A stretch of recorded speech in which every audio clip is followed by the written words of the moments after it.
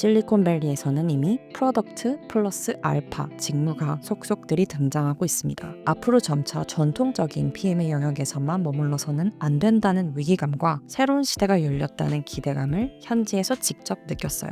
실제로 제가 실리콘밸리에서 만난 여러 명의 PM 중 대다수가 앞으로 3년 이내에 현재 회사를 퇴사하고 하더라고요.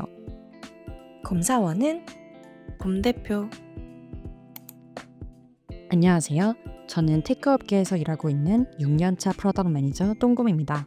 작년부터 AI의 바람이 정말 거셉니다. 일하는 프로세스에 AI를 결합하는 AI 트랜스포메이션, 그리고 AI를 활용한 경험을 뜻하는 AX를 잘 디벨롭하는 것이 업계에서 많은 관심을 받고 있는데요.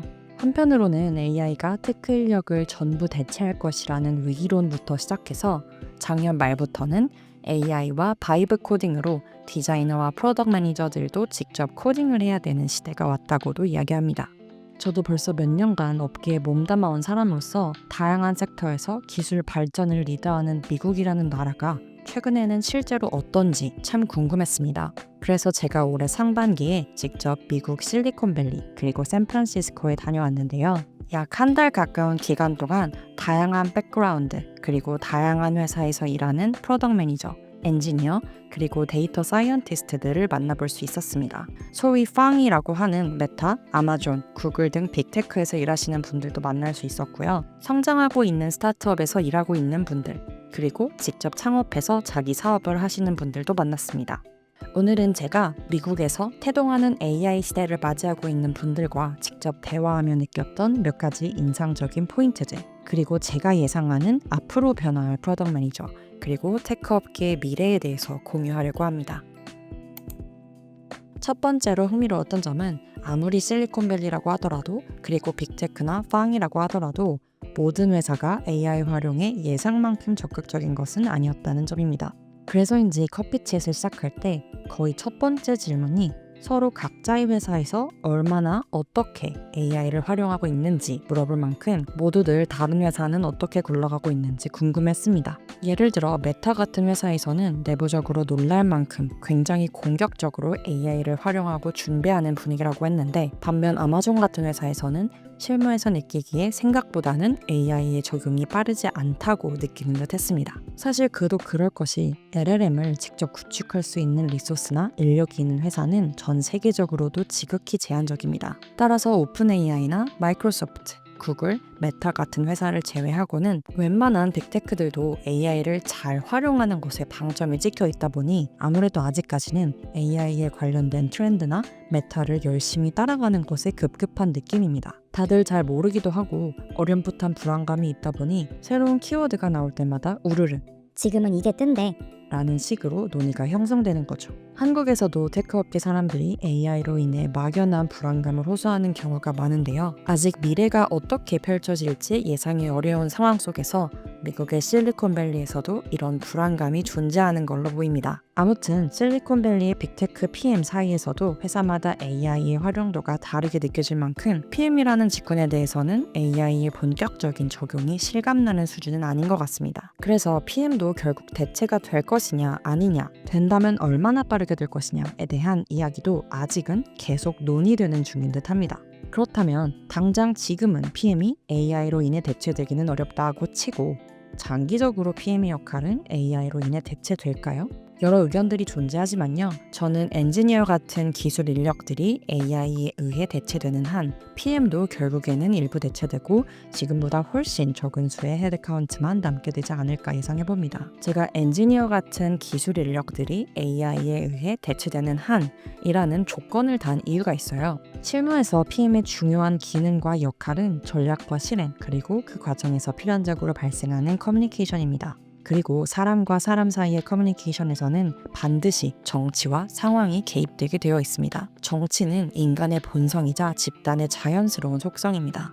일종의 필수적인 상황 판단이라고도 볼 수 있습니다. 즉, PM의 카운터 파트너 혹은 PM의 이해관계자가 사람일 경우 PM 역시 사람이어야 합니다. 왜냐하면 상대하는 대상이 사람이고 사람은 결국 여러 맥락 속에서 정치적인 의사결정을 하기 때문입니다. 결국 회사는 조직과 시스템으로 굴러가기 때문에 엔지니어링 조직과 대등한 주파수를 맞출 수밖에 없습니다. 그러나 만약 PM의 주요 이해관계자가 AI로 대체된다면요? 그렇다면 저는 PM의 기능도 AI로 대체될 가능성이 크다고 봅니다. 사람의 영향력을 제거한 환경에서 AI는 AI의 문법대로 의사결정을 할 수 있으니까요. 그리고 PM의 헤드카운트를 줄이는 방향성은 크게 두 가지가 있을 수 있다고 봅니다.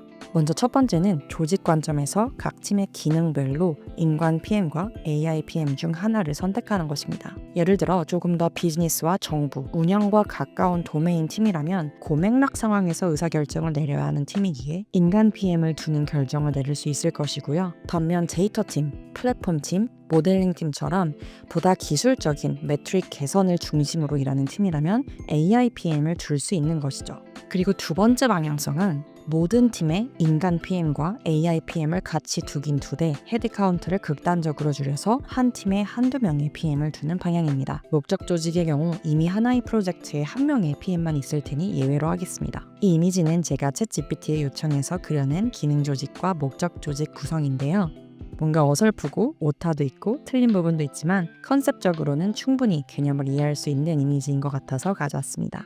어느 정도 규모가 있는 대부분의 회사들은 우측의 기능 조직처럼 구성되어 있습니다. 프로덕트 팀 하에 여러 명의 PM이 존재하고 그 PM들이 각자의 프로젝트를 가져가는 형식입니다. 이런 경우 프로덕트 팀에 리드가 있고 그 리드가 프로덕트 팀의 전략 관점에서 최종 의사결정을 내리는 경우가 많습니다. 그런데 AI PM이 들어오면 일반적인 실무 PM의 자리를 AI를 활용하는 걸로 대체하고 한 명의 PM이 각자 PM 리드가 되는 것입니다. 기능 조직의 목적 조직화가 된다고 볼 수도 있겠네요. 이렇게 되면 엔지니어뿐 아니라 PM의 헤드카운트를 최소화해서 굉장히 적은 수의 인원으로 회사가 운영될 수 있습니다. 실제로 데빈이라는 자율형 에이전트의 예시가 이미 있습니다. 데빈은 코그니션 AI에서 개발한 세계 최초의 완전 자율 소프트웨어 엔지니어인데요.